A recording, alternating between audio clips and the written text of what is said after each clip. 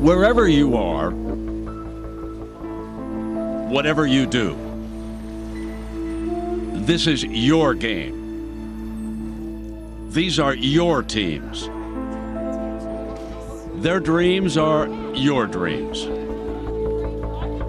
It's that big. The biggest to date. In a rivalry rich in emotions and mythology.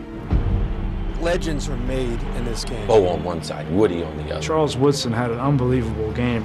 This game was a Heisman for me. Charles Woodson down the sideline, touchdown Michigan! You're judged at Michigan by what you do against Ohio State. Rex Kern and Archie Griffin. Desmond Howard pulling the Heisman on us.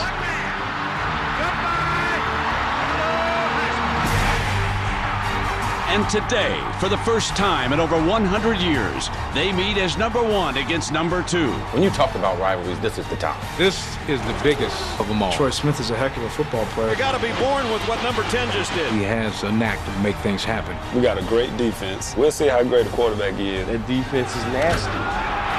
Everyone is watching. That's the season. There is no other game. Everyone cares. This is the national championship game. Everybody's together. He's just the best of the best. It doesn't get any better. Everybody's there. Where else is there to be? Say this will be one for the ages. So who wins in this one? This is the biggest game ever.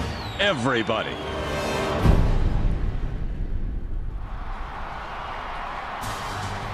Jim Trussell and the Ohio State Buckeyes preparing to come out. Alumni of this great football tradition here in Columbus, helping form the tunnel, and here comes the number one team in the land.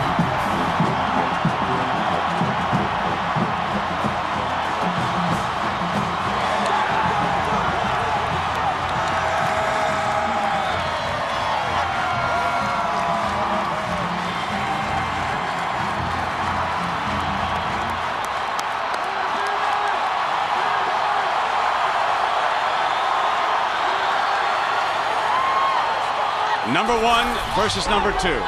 Since 1990, this is the first time that one team has been asked to do it twice. Remember, the Buckeyes went down to Austin and defeated Texas earlier. So this is a rarity, folks, and a pleasure for me to be alongside one-time Ohio State quarterback Kirk Herbstreit, former Notre Dame head coach Bob Davie. And you know, Bob, we've talked about this game in the last couple of years. The most important figure is Ohio State quarterback Troy Smith. No question, Brent. I think the most important thing Troy Smith does for this Ohio State offense, he provides them with a margin for error. They don't have to be perfect. They don't have to block everyone because he can make plays on his own. Unbelievable amount of pressure on him today. Possible Heisman, possible national championship. But the reality, Kirk, he's faced this every week and embraced it. Troy Smith, to me, is the difference in this football game. Well, he seems to embrace it, and he seems to play his best game when it's a big stage like this. But I'll tell you what, if you're the Michigan defense, you've been waiting 12 months to get another shot at number 10. And this defense has made offenses all year one-dimensional. They're number one in the country in stopping the run. And if they stop Antonio Pittman, their defensive line, Alan Branch up front and Lamar Woodley, they have to win the battle up front and get pressure on Troy Smith. If they do that, they'll win the game. You know, when you look across the way, you can't help but think about Bo Schembechler. Of course, he passed away yesterday after delivering his final speech to the team the night before. We can only reflect on what's going through the minds of coaches and players. The Big Ten has lost a legend and icon. Ohio State has lost an alumnus and friend. The Schembechler family has lost a beloved father, grandfather, and husband. Bo made the game of football better in every way.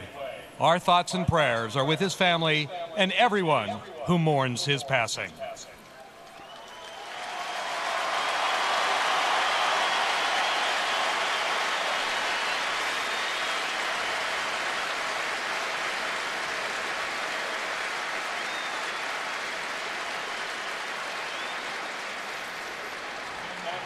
We've got a heavyweight battle. Ohio State and Troy Smith against Michigan as we check in with Lisa.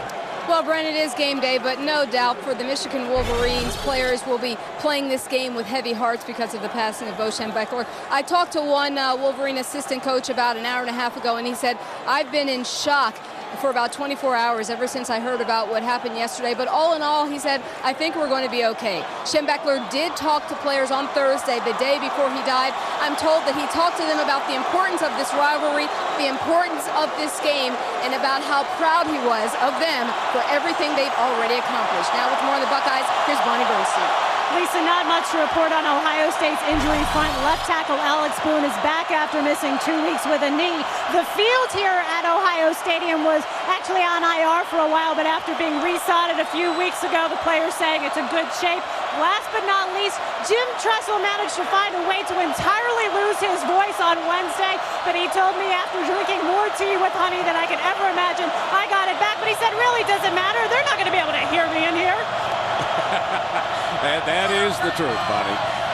This is one of the noisiest venues in college football. And finally, we are underway. And it'll go out of the end zone, come out on the 20-yard line.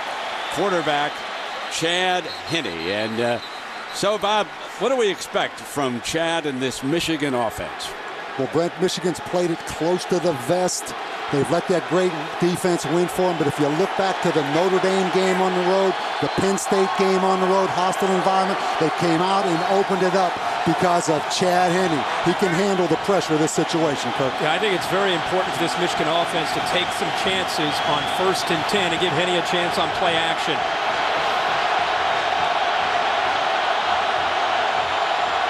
Preston goes through the formation. Mike Hart, who was not healthy a year ago, on a slant behind the left side into the arms of David Patterson. Now our IBM Star Watch, and there is the note. Hart is healthy. Last week, Manningham, 2 receptions, 11 yards. And last week against Indiana, Preston was a field position monster. 231 total yards. Second down after the Mike Hart run.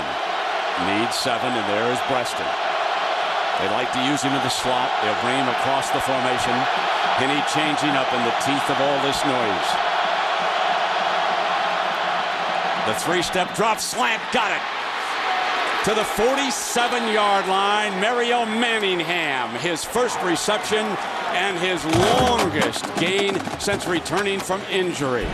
Everyone worried about Mario Manningham's knee. I think he's healthy. And Chad Henne checked to that quick slant against that Ohio State defense. Zone defense, a nice vacancy, and Chad Henne in rhythm where he is most dangerous, threw a seed right into the chest to Mario Manningham. 24 yards, and they go right at number 14. The walk-on Antonio Smith, who's now on scholarship.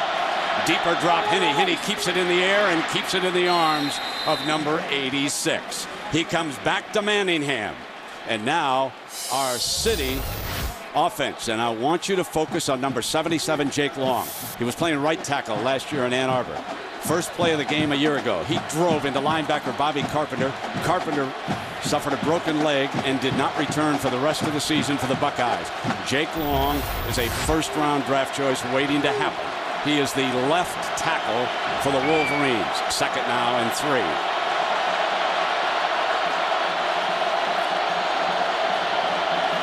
They're going to keep it airborne. They think they can do business against this secondary. Another 1st and 10 at the 35-yard line. And the Wolverines showing their hand here early. That was Carson Butler, the tight end. And now our city Buckeye defense. All 3 levels are good. Quinn Pitcock, outstanding defensive tackle. James Laurinaitis, finalist for the Butkus. Malcolm Jenkins. Notice they did not throw in the direction of number 2 on that quick slant to Manningham. They know exactly where they're going against this defense. Jenkins goes over to the right side on the corner now. 1st down and 10. 4 plays, 3 passes. Michigan clearly trying to take the crowd out of the game. Mike DeBoer, an aggressive game plan so far. Olivo is the fullback. He'll lead the way. Slash with zone block. Here's Hart. Hard to bring down with a first man. Trying to reach for the 1st down. Appears to be just a little bit short of it. Antonio Smith making the stop. Michigan wants to run the football. 65% of the time this year they've run the football, and this guy gets the carries when they hand it off. Mike Hart, great upper body strength. And one of the things that helps Mike Hart be able to get through there is the passing to slow down those safeties and slow down those linebackers, and that is hard running there by a determined running back. That picture was the Ohio State-Michigan rivalry. Running backs gaining hard yards into the teeth of a tough defense. Henney again, slant, got it, reaching for the end zone. No, wait a minute now. They're going to call it down just shy of the end zone. Reaching forward 25 yards on that play. I'm sure replay will take another look at this as to where he was going down with his knee. Mario Manningham coming up big again. And Chad Henne right now, Coach, is in sync with his motion and being very comfortable. And when he sees Antonio Pittman one-on-one with Mario Manningham, that's where he's checking, and that's where he's going. Well, you had Antonio Smith to the outside, and he hit the vertical seam. Nice throw. They come back with the running back. Michigan strikes first. Somewhere, someplace, Bo Schembechler is smiling. Mario Manningham's return triggers it. Chad Henne, just as it has been all season with the Wolverines, on target. He goes 4 of 4 for 67 yards on the opening drive. And the aggressive play calling, much like when Michigan played at Notre Dame earlier, much like when they played at Penn State. And in those two games, they averaged 15 yards of completion on first down. So you knew they'd come back to that again in this game. Garrett Rivas tacks on the extra point. So it looks like Troy Smith will have to try to do it again. Come back in the fourth quarter. That's been his MO against Michigan. More than 100,000 on hand. First time in history that Ohio State and Michigan have met as number 1 and number 2. Not one single third down. And now it is the Buckeye field position star, Ted Ginn, hoping to get his hands on this kickoff. They deploy 2 wingmen at the 15-yard line, the Buckeyes do. Rivas going to take it, and they're going to try to seal him up on the right side. Ginn looking for a seam, breaks free, tackled at the 31-yard line.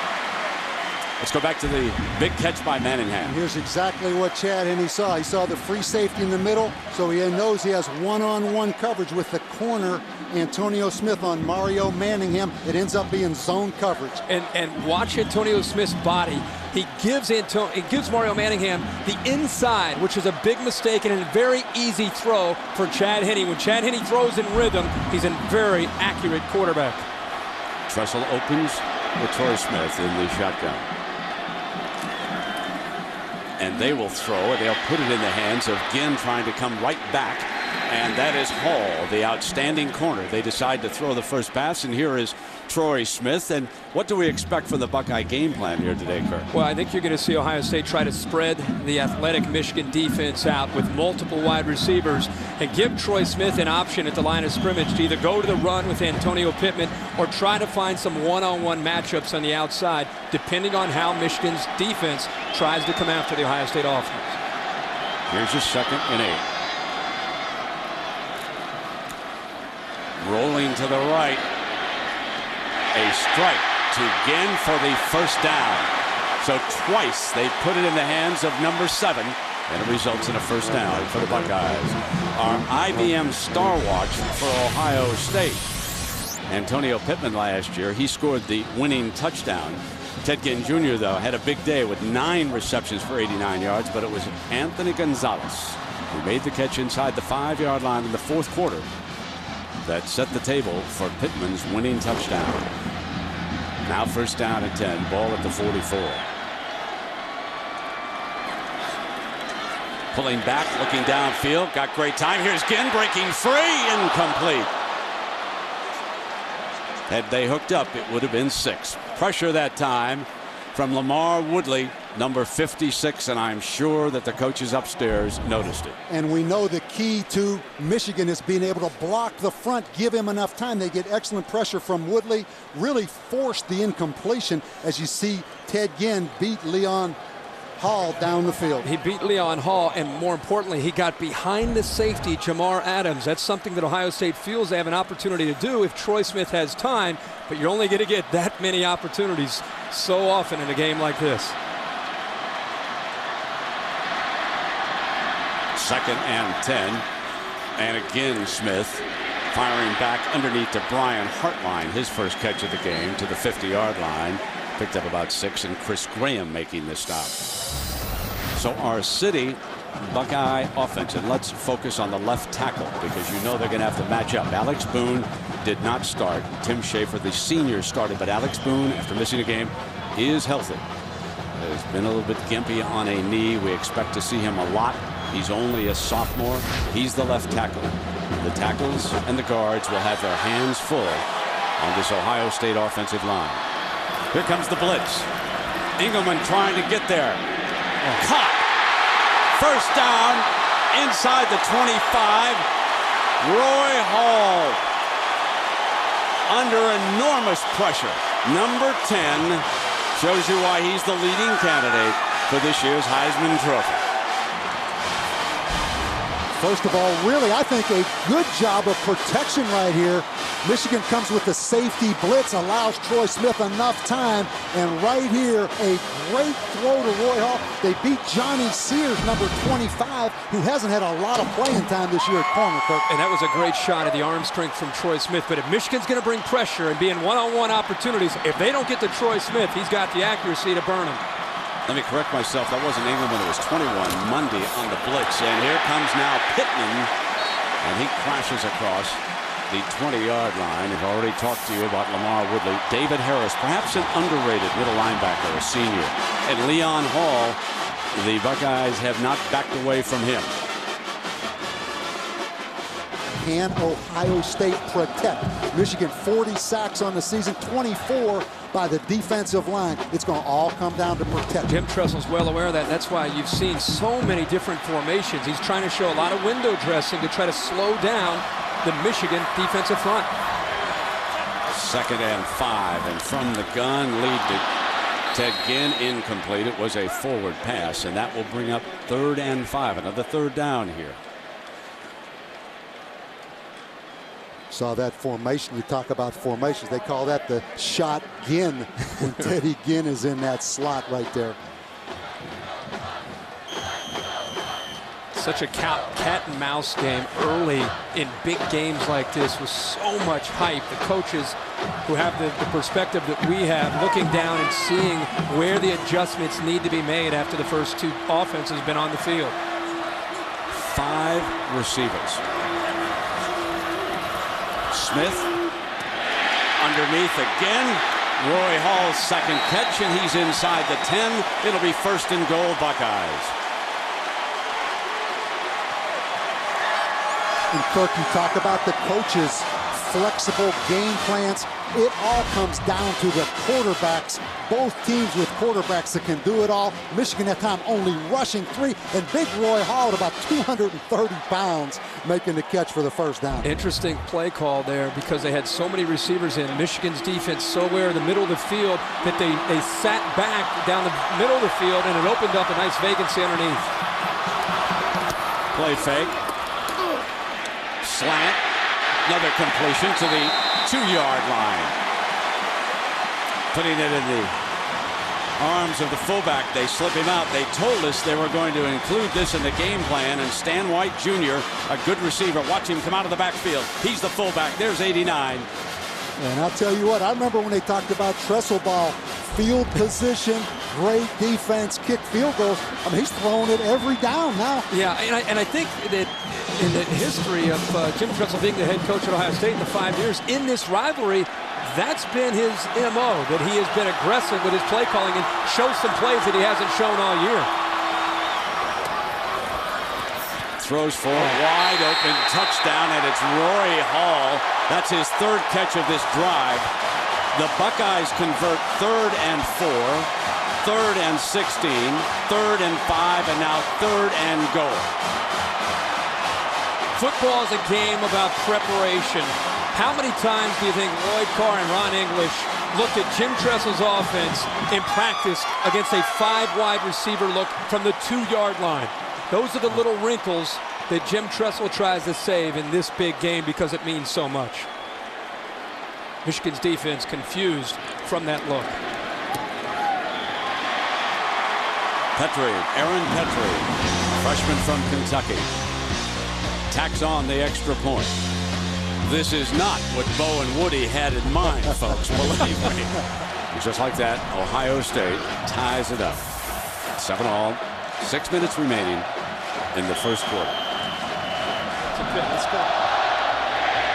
Coming out on the 20, and somewhere Brian Robisky's father is smiling. That was a big-time NFL move, with the receiver crossing over and taking 2 defenders out with a little subtle shove. First down and 10. Henny back there in the noisy part, completely closed in. Not particularly nimble, and he'll go down at the 11-yard line. Lawrence Wilson, and he's a young defensive lineman, sophomore from Akron, Ohio, 6'6", 270. Lawrence Wilson provides Jim Haycock depth. He rotates about 8 or 9 different defensive linemen, and that's where you hope as a defensive coordinator to wear down an offensive line because of that depth. So we've come to the end of the first quarter. Both teams score the first time they touch the football. But then Ohio State and Michigan's defense show up on the next go-round. We're deadlocked at 7 after 1 quarter. Now it is first down for Henny, and the Wolverines will tied at 7 as we start the second quarter. Snap throw on the flanker screen, and putting the ball back in Manningham's hands. John Kerr, the linebacker, the defender. Another way to get the ball into the hands of Mario Manningham, but what I love to see is that Carson Butler comes all the way over into motion, and as a tight end shows some pretty good athletic ability coming out there to get in front of Manningham and almost made a good enough block to turn him loose. Familiar sight, Lloyd Carr in the right ear of an official. A lot of different ways to work those officials now. You can do it with a smile. You can do it with a smirk. Comes Mike Hart, no daylight. First man didn't get him down, but second, third, and fourth were all over him. James Laurinaitis, fairly quiet in the first quarter, but not on display. Well, Laurinaitis gets in there along with John Kerr. John Kerr, they're giving him a chance today. There he is right there making the initial contact. Laurinaitis coming over. John Kerr has not been playing a lot, but because this game's expected to be more physical, he's out there. Laurinaitis, there's his dad. Father watching from the stands, wearing the Suns, number 33. Of course, many of you know this story. Professional wrestler known as the Animal, one of the stars. Fourth down.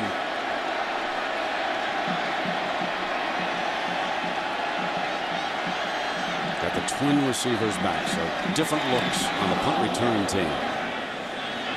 Nesco's left footer is fielded by Gonzalez at the 42. Good field position for Troy Smith and the Buckeyes coming up here. There are a few, but maize and blue-clad fans, they're in enemy territory today. Surrounded by the sea of scarlet and gray. First down and 10 now for Troy Smith.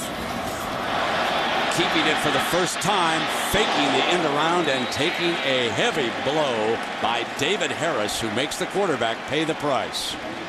Troy Smith, even though he has the ability to run, he has shown that he'd rather throw the ball this year. The fake reversed it to Ted Ginn. He gets into the open field, and David Harris, the leading tackler for the Wolverines, puts it on him. And I'll tell you what, the most underappreciated player, I think, maybe in college football, Brent. This kid has lost 10 pounds from last year. He's as good as any linebacker in the country, David Harris. Second and 4.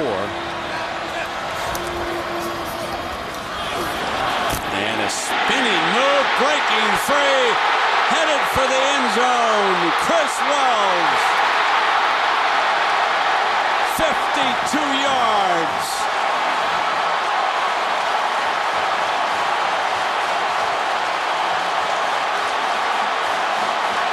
the young man known as Beanie, the freshman and the most heavily recruited running back in the country. Chris Wells ignites a fire.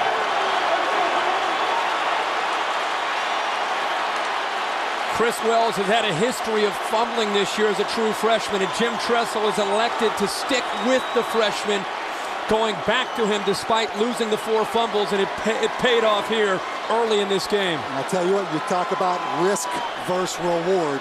You see the reward right there when you give the ball to Beanie Wells. That's why you keep going back to him. Exactly right. His longest run of the year, and it comes against Michigan. Aaron Petrie tacks on the extra point. So Chris Wells, his 7th rushing touchdown of the season, showing you where he's from. Well, Sean Crable from the outside, boom, right there. Would love to have a chance back at this play because he could have had Beanie Wells tackled for a loss, but he's able to get through that initial contact, and then it was just a big hole that opened up through the middle of that Michigan defense. And how about the speed, Coach, that he showed in the open field for a big man? And that's what surprises me. At 235 pounds, had 99 yards last week against Northwestern, and the best thing, he didn't fumble, and that's why he had an opportunity there to carry the football. The Wolverines trailing for the first time in this showdown. For the first time, the stadium here has come alive.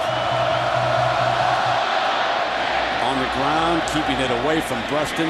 Picked up by the short man on the 17-yard line.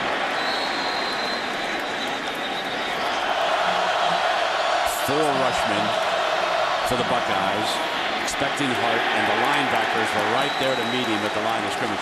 Manningham goes out to the right. Antonio Smith locked up. They shade a double team, and Bruston comes in that direction. Looks to set the screen, coming back the other way. Hart eludes the first tackler, but this will be 3rd and long. One of the ways that Michigan likes to slow down a team that starts to be able to get pressure on their quarterback, like any team, you eventually go to the screen. And Michigan's one of the better screen teams that we've seen this year because of the timing of the quarterback with the line, and Michael Hart's so comfortable, but there is a lot of scarlet jerseys swarming to him there. And the problem right now for Michigan, they came in #1 in the Big Ten in rush offense. I don't feel like they can run the ball a lick right now. No, they're going to have to throw. They're going to have to throw to eventually get back to the run. They're going to bump on Manningham at the top. You can see the corner. On 3rd down, Henney looks in that direction. Can't find daylight. Has to come back to Bruston underneath. Short of the first down. Marcus Freeman. He delivers the hit, but it was clear that Chad Henne wanted number 86. And upstairs, Luke Fickell had signaled down to go ahead and bump on him, and Haycock related to the defense that time. Kirk, while you play this game, the last game of the year, there are some licks in this football game. I don't think these two teams could play next week. Now it is 4th and very short. The 3 protectors for Michigan. Mesco is back. Gannon Gonzalez, the return man. This is 4th and very short. They will punt. They'll be content to play field position. Fair catch is signaled by Ginn at about the 8-yard line. So with 7:55 to go in the second quarter, the Buckeyes will take over, leading it by a touchdown on Chris Wells. Explosive run. The freshman putting the Buckeyes ahead in Columbus, 14-7. Smith 11 of 15 for 83 yards in this game. He stayed back in the shotgun. Here's Pittman back on the field. We check in with Lisa on an injury in the Michigan side. Lisa? Well, Brent, number 19, Willis Behringer, he is now standing on the sidelines with his teammates, but for about 20 minutes after he got injured in the first quarter, he was over on the training bench. They were working on his right knee. He had ice on the knee. As I walked by him, I said, are you okay? And he just shook his head no. It is doubtful that he will return. Brent? And that's a blow because remember when Chris Wells exploded, he went right in the middle of the field. 52-yard touchdown. And Ryan Mundy, the senior, number 21, back there in the backfield now. Wolverines show blitz. They're coming, and Smith eludes it. And on a comeback route, receiver was left standing. Robisky into the middle of the field. What a play by first Smith, avoiding the pressure, and then Robisky working against the corner. 39 yards. And there's an old saying sometimes, it's not the X and O's, it's the Jimmies and the Joes. And right here, Troy Smith explains what I mean about that, Kirk. Well, this is a great job of not only Troy Smith buying time to get outside of the pocket, but what you can't see here is Brian Robisky adjusting, coming back to the ball. The near receiver, anytime your quarterback breaks at the outside, you've got to come back to the ball, and a scramble drill to help him. Robisky, for a young receiver, great instincts there. And Leon Hall missed a tackle. And Pittman now daylight 10 yards on the left side. There were a couple of things obvious on that last play. Number one, Alan Branch lost his footing. The big Michigan defensive lineman trying to close in on Smith. Number two, Leon Hall should have wrapped up Robisky. So one just an unfortunate break for the Wolverines, and the other a big-time mistake by their best corner. Second down, powering ahead. Great fake. Wide open, Ginn. Touchdown, Ohio State. And it was off a beautiful fake by Troy Smith. A 39-yard explosion.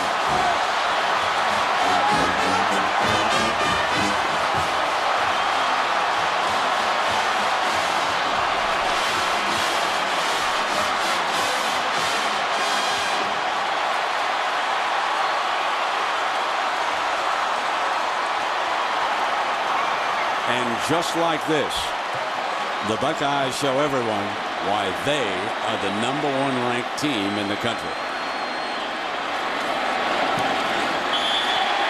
Petrie adds the extra point. Watch this fake.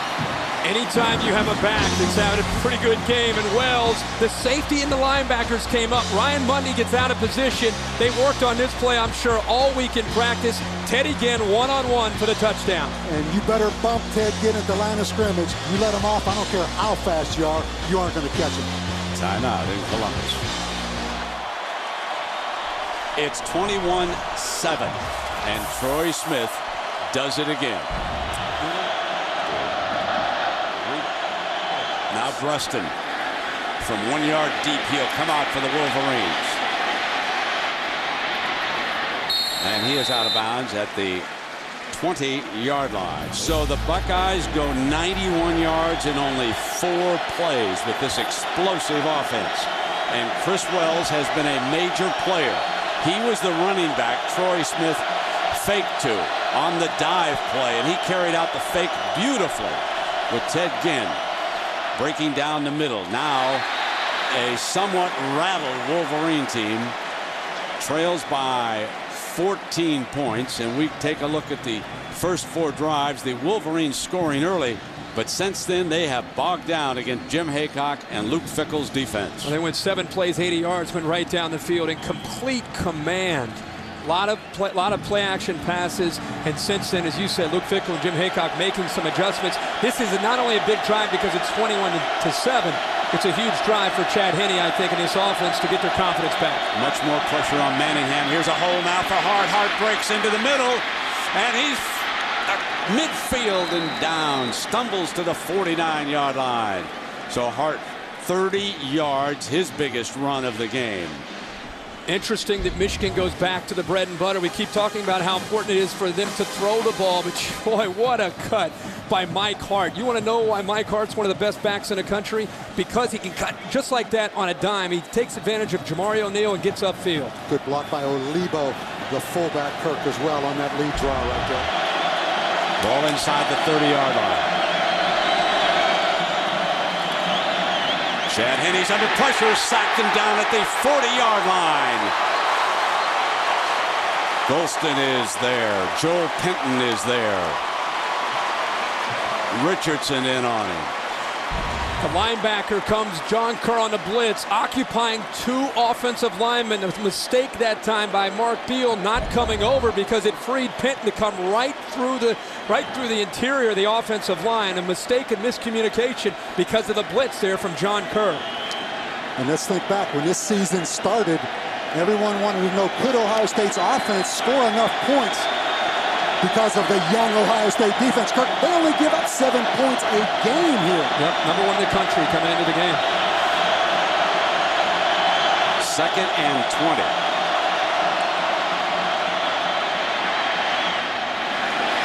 Got his man down the sideline. Touchdown. They put it in the hands of number 16, Adrian Arrington. 37 yards for the Michigan touchdown, and the Wolverines right back in it. What a play, not only by Arrington, but for this offense. What I thought was interesting is with 2 receivers to the bottom of the screen, the Ohio State defense got caught up in the speed of Steve Breaston, and it opened up a huge hole to the outside to Arrington. Kirk, if you're going to run that wheel route, it takes a lot of time. Yep. Great pass protection by the Michigan front. Revis tacks on the extra point. Back to 7. Michigan scored first in this game. Then they fell back by 2 scores. Then Arrington made it a 1-touchdown game again. Timeout in Columbus. Here we go. Here we go. 1-14. And this will come out on the 20-yard line. Antonio Pittman, the running back for the Buckeyes,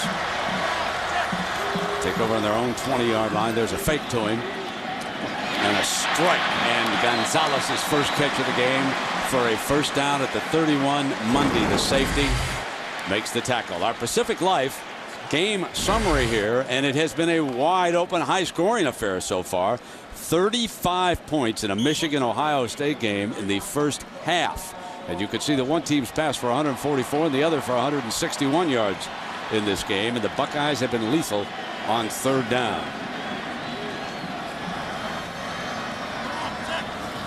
On 1st down, from the gun into Ginn's hands, and that's his 6th catch of the game already.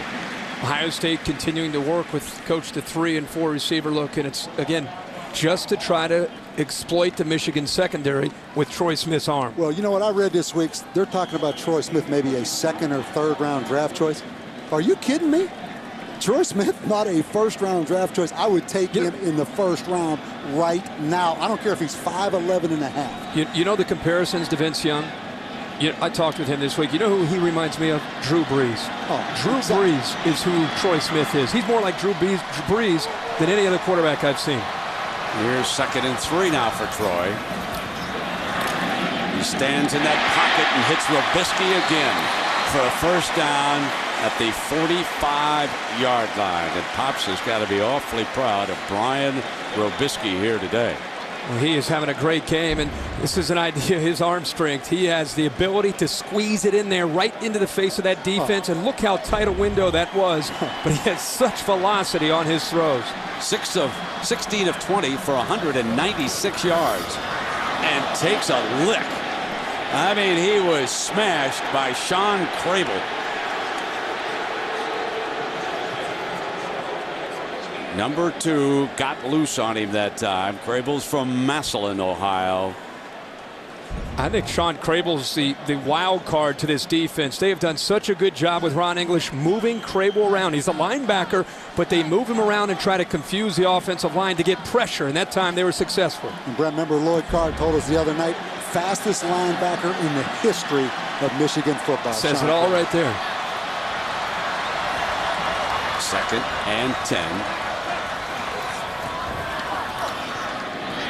Here's Gonzalez again, open underneath for another first down. Ohio State steps out of bounds at the 31-yard line. About every break that we have gone to, Coach and I have turned to each other and said, have they thrown yet to Gonzalez?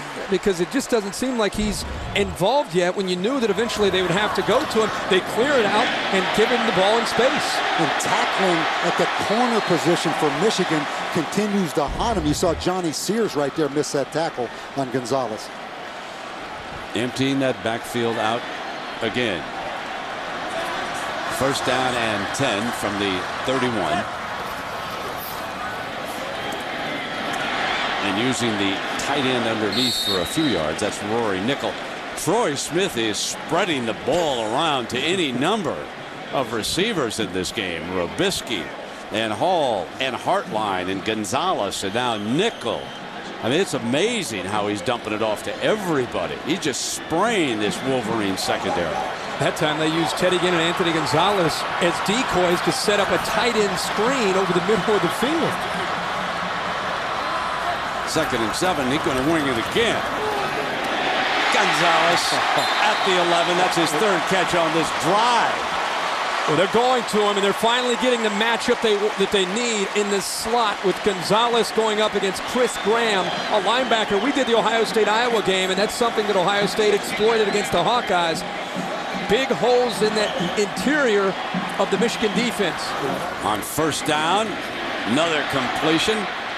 This one to the 7-yard line this time. Robisky the target. Still 2 timeouts left for Ohio State. I think Jim wants one of them right now. Now, he's got a rule change a few years back that coaches could come out and call a timeout. So it's almost pick your poison with the way their offense attacks. So let's see what Trussell wanted to emphasize in that timeout. Slant, Gonzalez, touchdown, Ohio State. That's what he wanted to emphasize. Stick it in the end zone. Number 11, 4 catches in this drive. We were wondering where he was, but remember we said a lot of time left for number 11.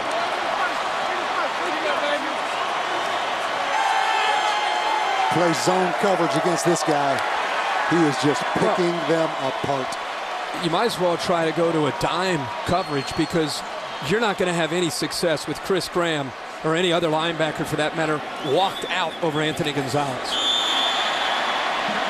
Extra point is added by Petrie. Take a look at how the officials are stopping the Buckeyes. Remember the players, many of you have seen this, they cross here at the horseshoe. And right now, let's go to Lisa.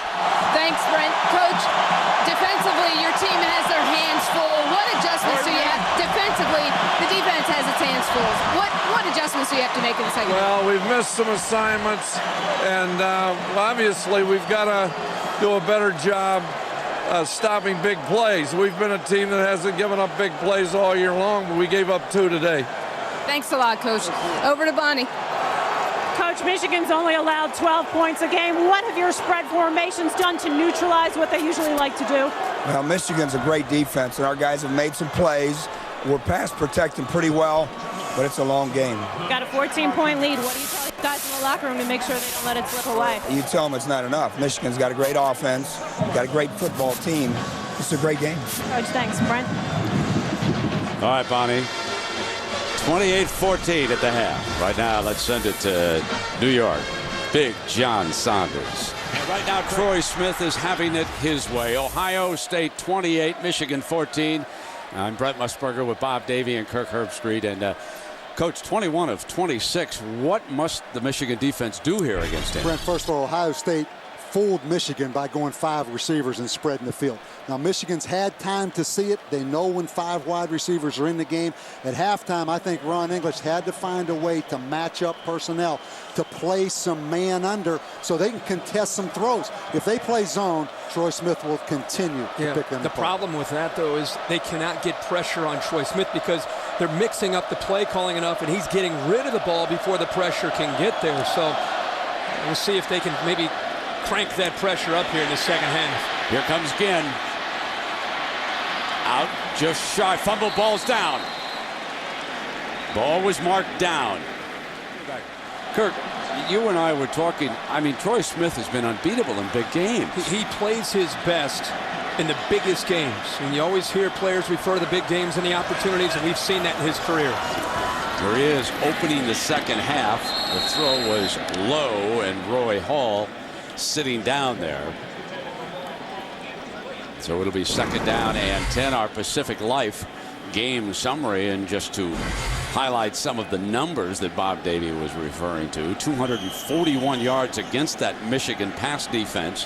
144 yards for Henne. Remember, they went right down the field, Michigan did.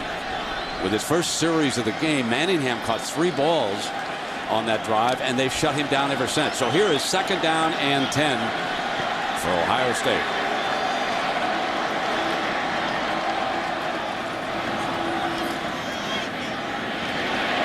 In incomplete, in and out of Ginn's hands, and it is suddenly 3rd and 10. But you know, I love the play calling of Jim Tressel, not getting conservative right here, coming out in the second half. Why he has a 28-14 lead is because he's been wide open and throwing it, and he's continuing to do it. They just have to execute. Ted Ginn was wide open. I think he just said 4 wide as he sent this personnel package out. Relaying the signal, so then the hand signal is passed on to Troy Smith. He checks the wristband, calls the play. And they got more than 4. They got 5 out there right now. Again, this has been lethal. Again, and a quick tackle short of the first down, and a good stop by Morgan Trent. It's exactly what Michigan needed to start the second half, down by 14. They needed to get a 3 and out to get Chad Henne the ball back and also show their defense. This defense has a lot of pride, made some adjustments by Ron English, and I know Ohio State had chances, but the bottom line is they didn't execute, and Michigan gets the ball back. And you said it, just getting off the field is a huge confidence builder for Michigan, even though Ohio State helped them get off the field that time. Trying to regain that swagger. This is only the second punt of the game for Trapasso. That's the first 3 and out for the Buckeyes, and off the side and out of bounds, trying to keep it out of Breston's hands. So good field position for Chad Henne in Michigan. 60 yards away, it's only 31 yards on the punt. So there you see the Wolverines scoring with their first and their second drives of the game. Arrington scored that second one, but the Buckeyes pounced back and answered. And what really helps by Jim Tressel being aggressive, I mean, Michigan has the football right now. Obviously 14-11 left in the third quarter. They want to run the football. They're going to look like they're going to here. They're in 5 wide receiver. Michigan empties the backfield. And a quick throw on the flanker screen, and that's Manningham's first catch since the opening drive of the game. Antonio Smith, the corner, with the stop. How about Antonio Smith? How about that guy? Kirk, and they told us yesterday they weren't sure this guy could ever be a starter for them. Obviously, a 3-year walk-on, wins a scholarship. That was a tremendous play right there. Well, he's physical. He's a number 2 tackler on the team, and he's 5'9" and 195 pounds playing the boundary corner. And there's no way he's 195. No way. Officially, that was a lateral, so it is a run by Manningham, and here comes Hart. First man cannot stop the little rascal, and he gets to midfield with John Kerr, the linebacker, there. Tremendous leg strength by Michael Hart. He is going to run through a tackle by James Laurinaitis right here. Great play by Laurinaitis fighting off the fullback, but Kirk, you see the strength of Michael Hart. Strength, vision, balance, competitive spirit. I think he's the spark plug of this Michigan team, and a big turnaround that they've enjoyed this year.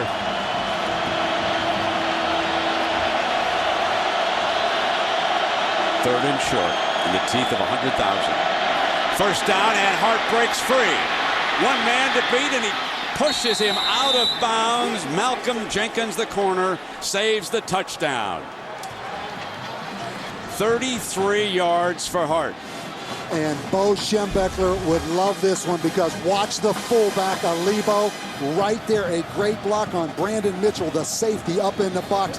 That is Bo Schembechler isolation football, Brent. And Bo would also love his left tackle, Jake Long, and the way he took control of Golston, turned his body out and opened that hole.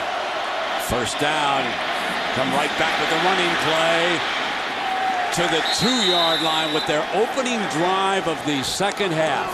Lloyd Carr's Wolverines showing a lot of fight as we open the second half. They're trailing by 14, looking to make it a 7 again. This is Michigan football. This is what you think about when you think about the Wolverines over the years. It's a big, powerful offensive line in the running game. So much notoriety towards their zone blocking scheme. And they just said, we're going to roll up our sleeves here to start this second half and see who the better man is. On the first and goal, Hart, touchdown Michigan. Call your friends, folks. Call them right now. This one's getting real interesting. Isn't it amazing? They start the game with a great drive. They come out in the second half and have a great drive. They just have to sustain it and maintain it right now. When Lloyd Carr stood in there at halftime and he said, this is what has to happen when we start the second half, this is exactly what needed to happen for Michigan to not only climb back into the game and hopefully for them they get within 7, but also on the sideline there's a different feel. I'm sure Lisa's seeing that right now. Remember what Bonnie heard from Jim Tressel. Tell him, we got to score more. We don't have enough points. Coach Tressel was all over it. 5 plays, 60 yards. We're back to 7. 49 points, and we just started the second half. Interesting kicking strategy. The Wolverines content to let Ginn take his chances. Coming out. Meanwhile, they're keeping it away from Preston, and he's down short of the 20-yard line. 3rd and 9, and again the blitz is coming. They try to pinch 10 in, hit him on the release, intercepted on the deflection. Allen Branch came back. Big Allen, ball deflected. First turnover of the afternoon, but it was the heat that was being brought by the Wolverines. And we talked about halftime adjustments. How does Ron English, with the time he has at halftime, the 20 minutes, come up with a plan to pressure this spread look? This time, though, they only rush 4, flush Troy Smith out. He throws the football into traffic. And how about Allen Branch at 320 pounds? We just talked about how Troy Smith has never thrown an interception in big games, and Michigan applying the pressure. He takes the chance deep in his own territory. Ball's deflected, and Branch is there to secure it. From the 25-yard line, more than 100,000 roaring in Chad Henney's ears. Coming back with Mike Hardy, slips on the cutback, and still battles his way to the 20-yard line. Strong run. Curtis Terry makes the stop. And the great thing about Michigan's defense, keeping this game in check early, they allow Michigan to stay within the framework of their offense and give this guy the ball to number 20. Number 10 for Ohio State, Troy Smith, a lot of heart. Michael Hart from Michigan, just as much heart. This is a lot of times when you see Michigan try to find a seam route to Manningham into the end zone. Once they get you to think about the run, that's when they like to throw the ball if they get one-on-one to Manningham. 2nd and 5. Buckeyes are blitzing. And Hart battling and giving ground of a couple of yards.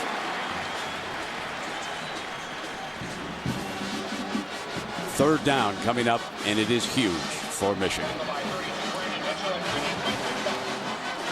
But what a change of momentum. Lloyd Carr and his staff deserve a lot of credit for the way this second half has started.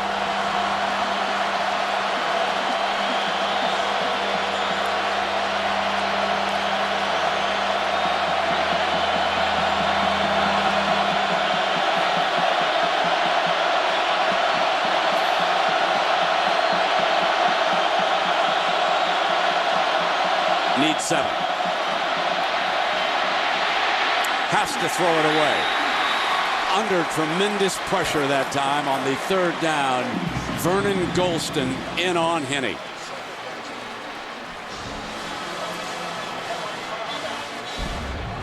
Great effort by Golston, the right defensive end. I mean, he knocks number 57, Adam Cross, the guard, back into the quarterback. That was a great pass rush by Vernon Golston. Garrett Revis, 39-yard attempt.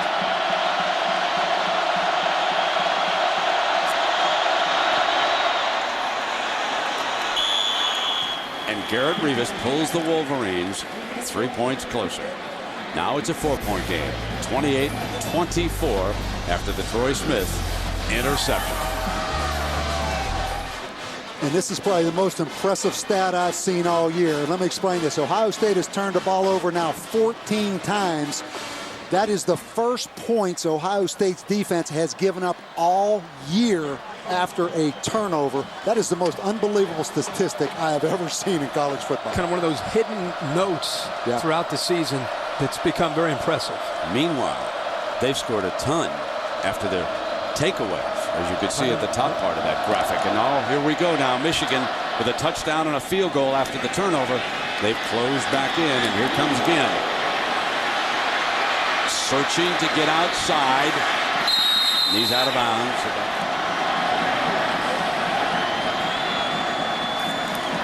Right back to throw again after the interception. Here's Ginn. And he's out of bounds in the arms of Leon Hall. Obviously, the confidence Jim Tressel in Troy Smith. He's not going to get conservative, and Troy Smith is going to keep throwing it. I think it's the confidence that he has and the fact that he's going to make good decisions with the ball. Even after the interception, he goes back to that. But this is where you really show what you're made out of as a quarterback when you hit some adversity for one of the few times all season.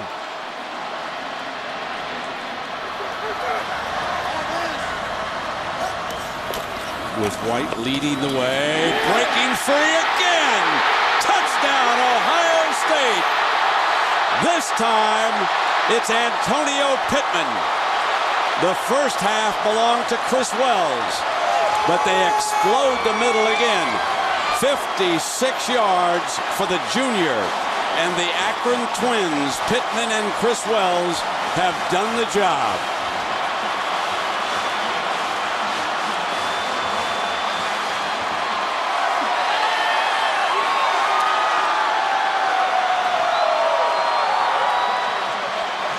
Boy, that late hit on the kickoff gave Ohio State's offense some life and some yardage and room to work with. Petrie tacks on the extra point. 35-24. Watch the middle of the offensive line here. Well, first of all, Steve Raring, number 71, comes around on the power play and gets a block.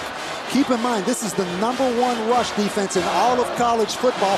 Once they crease the line of scrimmage, you see number 22, Jamar Adams, the safety, up so close. There's no one in the second level of defense. And once Kirky broke the line of scrimmage, he was gone. Well, it was about speed and acceleration once he got through that initial surge for the Michigan defense. But I think Michigan put 9 guys up tight to the line of scrimmage on such short yardage for Ohio State to come up with a first down. Second time tonight we've seen Ohio State come up with a big play when it's been second and very short. Michigan gives up 29 yards a game rushing. That can't happen against the Michigan defense. 2 long runs like Ohio State's had tonight. Deep. Preston will take a knee and it'll come out on the 20-yard line. Penny high and incomplete. Arrington, the intended receiver. And as you look down, 100,000 plus here in Columbus, and our aerial coverage brought to you by Goodyear Tires, featuring triple tread technology with 3 separate tread zones for peace of mind in any weather. Speaking of weather, this is about as good a day, Kirk, as I can remember for an Ohio State-Michigan game. Not here, but just up in Ann Arbor, both cities. We were talking earlier before the game that we like these games to be played when it's about 30 or 40 degrees, overcast, maybe spitting a little bit of snow, but it's turned out to be a great day. Down 11. Hart, you see that first man can't get him. And he battles for 8 yards. And Jenkins, the corner, Hart is amazing when the first tackler just cannot bring him down. How about the quickness in the hole after the jump there, And Coach? watch this move on Brandon Mitchell. He splits the 2 linebackers, but he makes Brandon Mitchell miss right there. That's nice. What quickness. Here's your 3rd down and 1. Hart's the favorite. Let's see what the Wolverines come up with here. They're going to try to throw for it. Going long, downfield, Manningham. Jenkins jumps for it, and he's got it. Intercepts it. On 3rd and short, Michigan gambles, and Malcolm Jenkins makes them pay. What about this call, first of all, guys? I don't like it, but it's 3rd and short, and you throw the ball down the field like that. You got Jake Long at 320 pounds at left tackle. Michael Hart just made the safety break his ankles in the open field. I would have run the ball. They've had so much success running the football. Let's see if it is an interception. That ball That'll be reviewed. Yeah, it looked like, I don't think his hands got underneath it. It looked like the ball actually hit the surface. Gonna have to review that. I think you guys are exactly right. There's Pittman stumbling forward. First of all, that's my I got a needle it. That's my opinion. As an alum now. Yeah. Now, Bobby, you get your chance now. It's still open, right? Well, first of all, Brady Quinn from right here in Dublin, Ohio. Sure. I'm talking 5 miles from here. Yeah. I'm a big Brady Quinn fan, as I've been for 4 years. But if I'm Troy Smith's family, go ahead and get that Super Saver. Get those flights to New York. Get the non-refundable ticket, because you're going. I'm throwing in my little guy, Mike Hart, into this mix. Are you? If they can pull this thing out. There you go. Of course, you did say I'm going to throw Steve's. Yeah, if he wins, then he wins the trophy. Steve Slayton at West Virginia. That's fair. Oh, loose on the ground. Michigan. Branch is in on it. Alan Branch, who had an interception earlier, and suddenly this game takes another twist.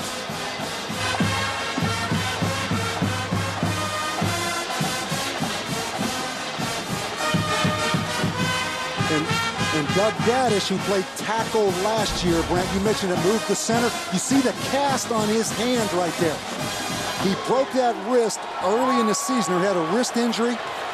Since that point, it's healed, but Jim Bowman, the offensive line coach, makes him snap with the cast on because of superstition reasons. That's the first bad snap he's had.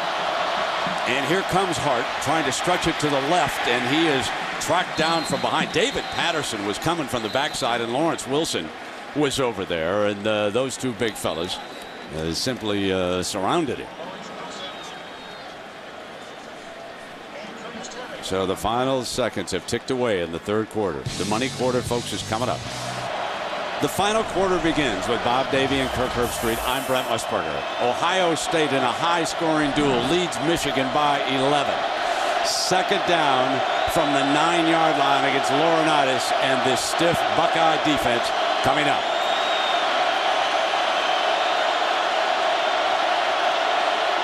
Into the teeth of the crowd that closed in.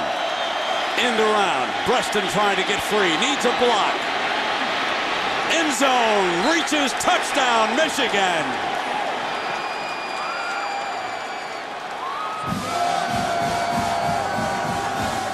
The 9-yard end around. Steve Breaston, the senior from Braddock, Pennsylvania. What great speed coming around the edge. Jay Richardson had no chance to get to him, and the acceleration that he has allows him to get across the goal line and into the end zone. And I do see, you see the right knee down, but I think that ball was extended to break the plane of that goal line right there. I think that'll stand as a touchdown. I'm curious right here why Lloyd is kicking this extra point. He suddenly changed. And why the ball is offset and not in the middle. It wasn't a fake. They changed their mind, and Garrett Rivas puts it on a 4. Puzzling, folks. Real puzzling. Timeout. So amidst the scarlet and gray here today, little maize and blue stands out, outnumbered. Trailing by 4 points as Lloyd Carr thinks better of trying for the 2 to put it on a 3. Doesn't want to chase it right now. He's got most of the fourth quarter to go. Troy Smith chomping at the bit. He's had a couple of turnovers here in this game. Again runs up to the 10.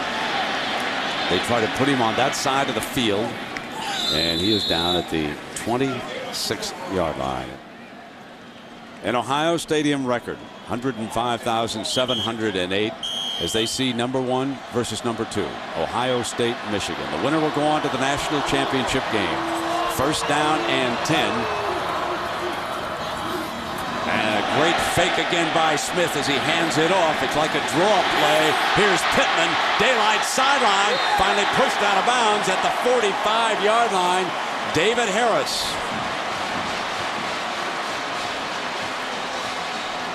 Well, it's a draw play after they fake to the left, and the play opens up. It's really a matter of whether Antonio Pittman gets to the outside. But look who is downfield.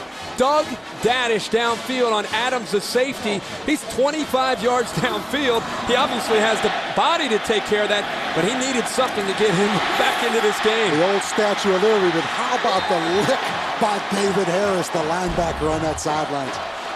26 yards for Pittman. He, too, is over 100 yards rushing here today.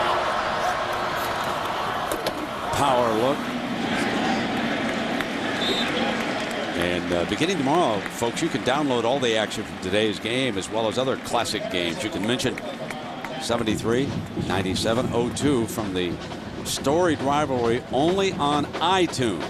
That's iTunes. So you can download it all tomorrow. And by now we've had 66 points put up on the board. And Chris Wells checked in as the running back. He had that explosive run in the first half. The freshman, Pittman with 125 yards. Wells with a 52-yard touchdown. Looking in middle and sealed up by the Wolverines. 35-31, under 9 minutes to go. Big debate in the last few weeks is, could we see a rematch if this game were close in the national championship? Do you want the best two teams to play on January 8th in Glendale? Just answer that one question. Do you want the best two teams? I came in with a pretty strong opinion, not wanting to see a rematch. But after the way this game has gone, a lot's going to depend on USC tonight against Cal and then next week against Notre Dame. I'm very content to watch the last 20 minutes of this one. Oh, yes. 3rd down and 5.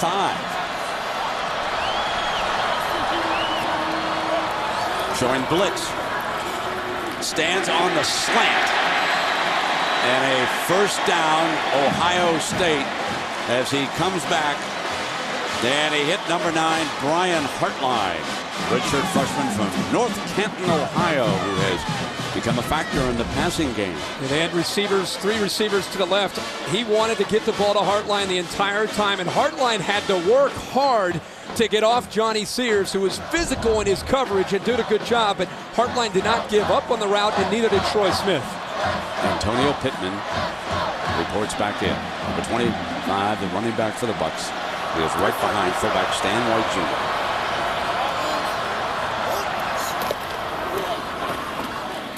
Buried, and this will bring up 2nd and long. 2nd down and 10. Pressure, hit on the release, incomplete. And a blindside rip by Lamar Woodley, who was in on number 10 that time. We talked a lot about it. Ron English making adjustments. One of the adjustments I'm seeing is Anthony Gonzalez is one of the best receivers on Ohio State's team. Leon, there's a big hit, like you said, from Woodley on the outside, untouched.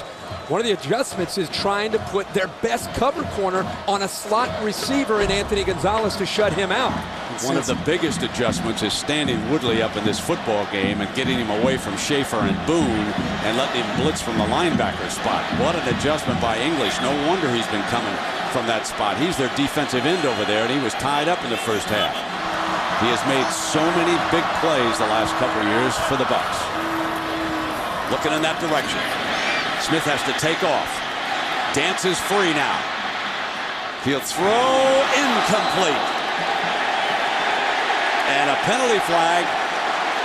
Michigan will debate this. Crable over on the near side. Smith was going out of bounds. Personal foul. A huge call with 6:49 to go. The thing that Sean Crable did is he came high towards Troy Smith's headgear. Anytime you lead with your helmet, that is not to mention it was out of bounds, but if you lead with your helmet, you're going to get called for that every time. No question, an excellent call right there. Helmet to helmet. Huge call. 3rd and 15. That'll give the Bucks an automatic first down. 1st down and 10.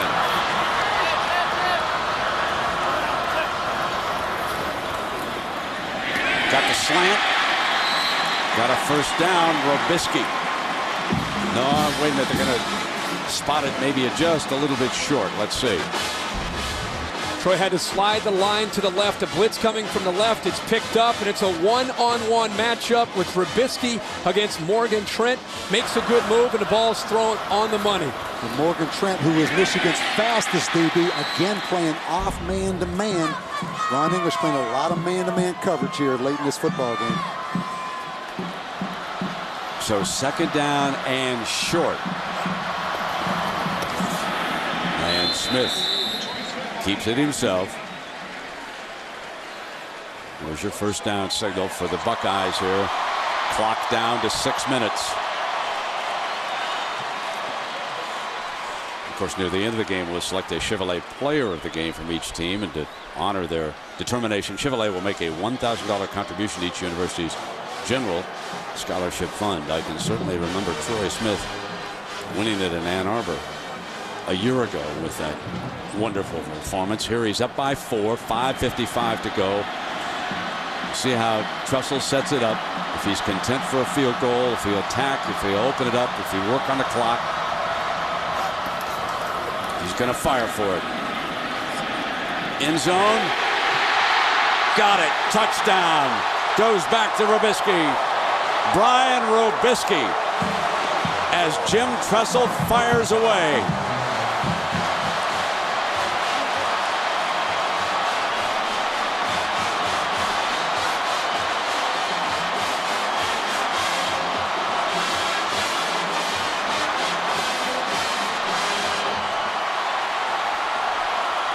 Well, that started with great protection from the offensive line.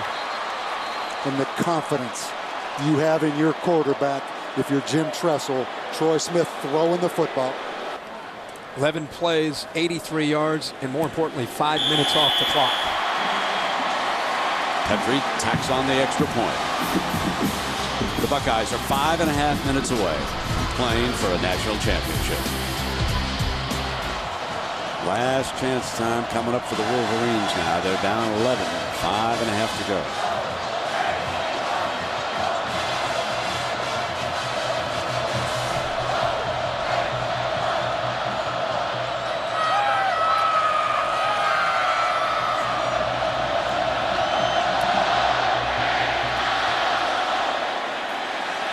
Preston yanks it down. He's going to come out.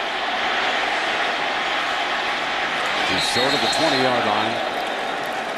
That's Vlada Janikowski. War number 13 was a great kicker for Woody Hayes.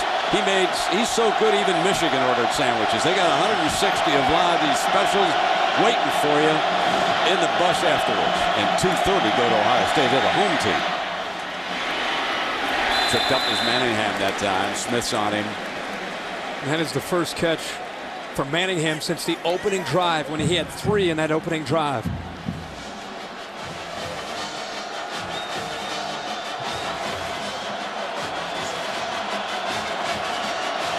Second and 5.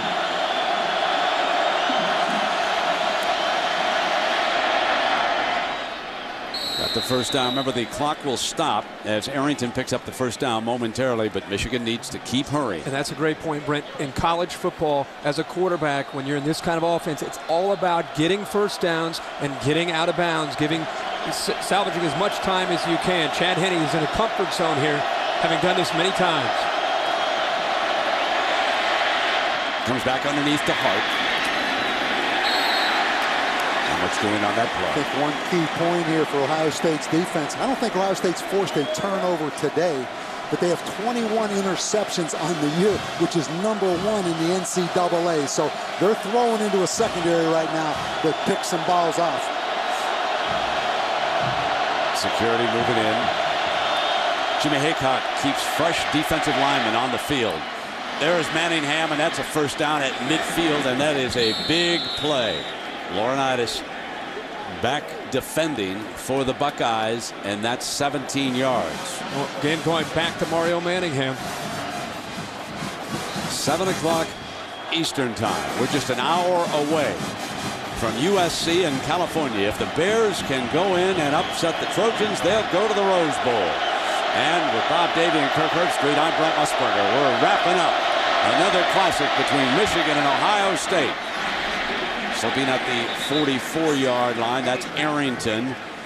Malcolm Jenkins there. Something to keep in mind as you're watching the clock is Lloyd Carr has expended 2 of his timeouts. We're under 4 minutes to go. They're down 11. Every second counts and is precious, and they only have 1 timeout remaining.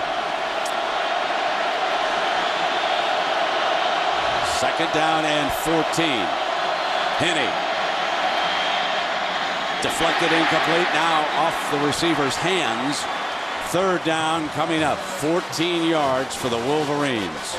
Defensive coordinators, when they get into this situation, and Bob, you know all about this, is you're dropping back into coverage, trying to keep everything in front of you so you can come up and make the play without Michigan picking up a first down. Jimmy Haycock, the defensive coordinator, and Bob Davie, he's done a superb job.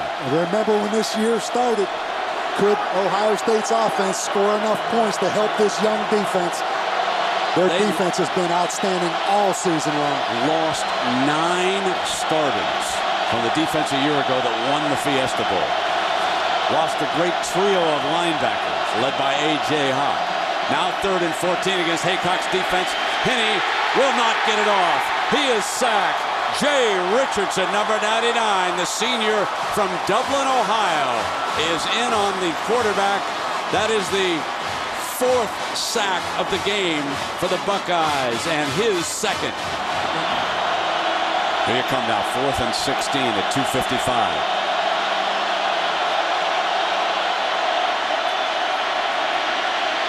Time goes deep down the far side. Incomplete. Manningham interference. Michigan retains possession. Jamaria O'Neal, the safety. Pass interference, defense, number 3.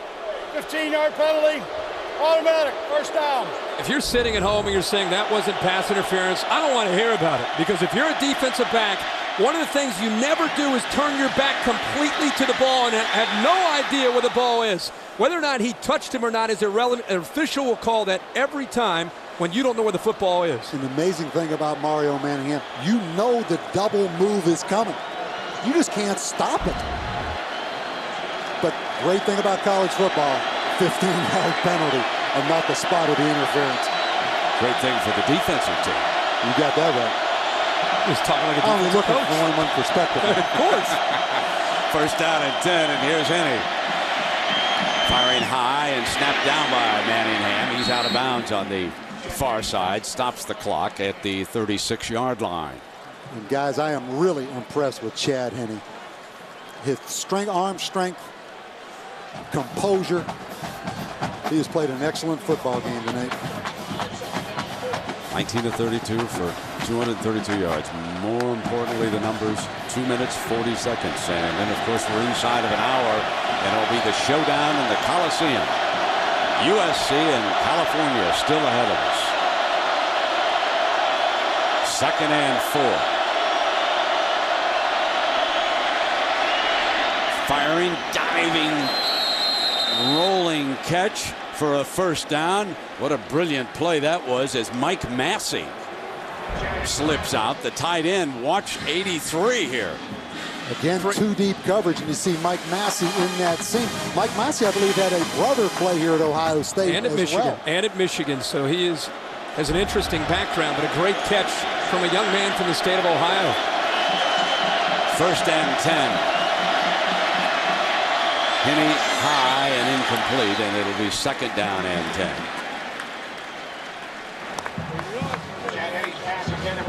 Carr's got to get the ball thrown, obviously, downfield. Now that they're out of timeouts, things like a sack, things like coming up short with the ball staying in bounds, short of the first down. That would be, obviously, problem there for Chad Henne in this Wolverine effort to get the ball into the end zone.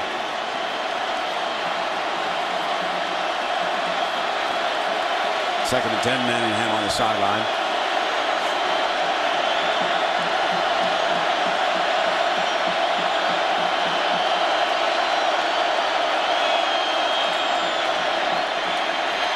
Away from the pressure, still has to throw, and does. Complete, touchdown, Michigan. Bounce right back, and they hit Tyler Ecker. So 2 fellas who have not caught a ball all day, Massey and Ecker, catch them here, and now Michigan closes back into within 5. Outstanding job. Bob, you and I have talked about Chad Henne, the composure. We just talked about how he's been in this kind of situation. He's comfortable in this kind of situation, leading his team down, and a great job of showing composure on that last throw, stepping up through the teeth of the defense and finding the tight end. So the question becomes, can they close it to within 3, and then will Lloyd Carr go to an onside kick? 1 timeout left. 2:16 up on the clock. First things first, 2-point conversion time.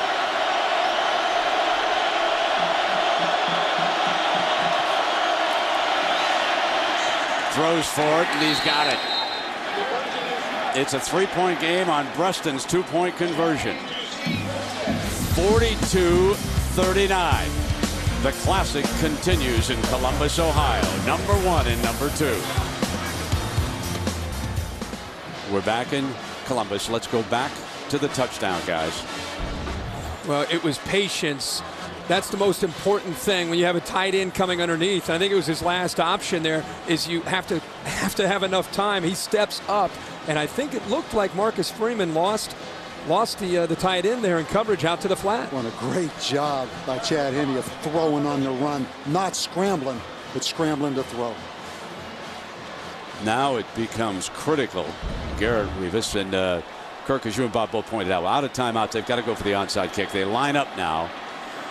They show that they're going to kick it to the kicker's left. Here it is, onside kick, battle for the scrum, and Ted Ginn right there wraps it up for the Buckeyes. Remember now, Michigan out of timeouts. 2:13 to go here for Troy Smith. Take a look at the hands here for number 7. Well, Jim Tressel would tell you that Ted Ginn has the best set of hands on the football team. Fortunate for Ohio State, it went directly to Ted Ginn, and unfortunate for the Michigan special teams. And now if you're Ohio State, stay out of the shotgun, get the quarterback under center, and just protect the football. They've had 2 missed connections on snaps. One high back in the gun, and the other a complete misfire. Here's what turnovers. Now they come back with the powerful back, Antonio Pittman, 9 yards on first down. That's what's coming up next at 8 Eastern. California and USC. Again, if the Bears win it, off to Pasadena they march.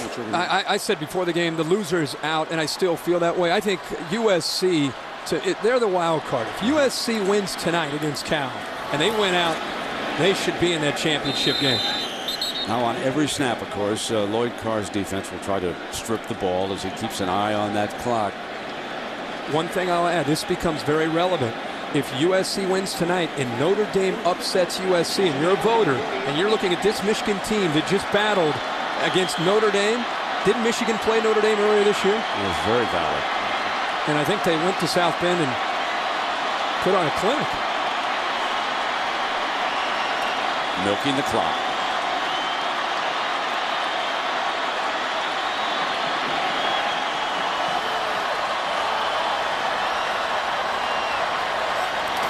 Snaps it on 2. Game over. Ohio State will play for a national championship. The Buckeyes beat their arch rival again. Jim Tressel, 5-1 against Lloyd Carr. Let's go down below to Bonnie. Jim Tressel, such a tight game. In your mind, what helped number 1 emerge over number 2? Well, yeah, those are 2 great football teams. And our team has got a lot of belief in one another. They love one another, got a lot of humility, and they just keep playing. Now that you've played this team, what are your thoughts on a rematch in the national championship game? We're going to enjoy today, the Ohio State-Michigan game and the Big Ten championship. Thank you.